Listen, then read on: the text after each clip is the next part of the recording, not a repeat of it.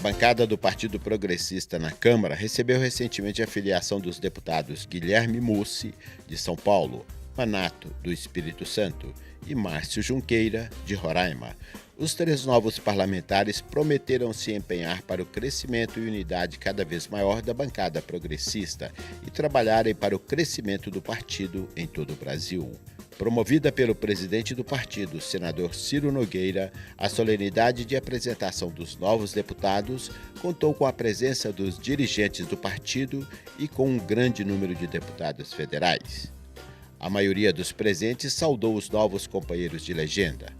O líder do partido na Câmara, deputado Arthur Lira, de Alagoas, falou da satisfação em receber os novos companheiros da bancada federal. Motivo de grande satisfação, porque todos os três que hoje se apresentaram como novas filiações ao partido já eram pessoas do nosso convívio, pessoas de mais alta representatividade, um representante de Roraima, outro de São Paulo para aumentar nossa bancada, outro do Espírito Santo, que é um estado importante na nação e nós estávamos sem representantes do Partido Progressista, efetivamente com mandato. O senador Ciro Nogueira também falou da alegria de ter na bancada mais 3 deputados. Informou que em breve o partido receberá mais deputados federais para somar a bancada progressista. Hoje nós já estamos apalavrados com 6 deputados que estão vindo para o partido, vêm se somar em estados às vezes que nós não temos representante, outros nós já vêm para fortalecer a nossa representação e mostra esse novo momento do Partido Progressista, um momento importante. Você vê na reunião hoje em que nós temos aqui um debate intenso sobre a reforma política, sobre os grandes temas nacionais,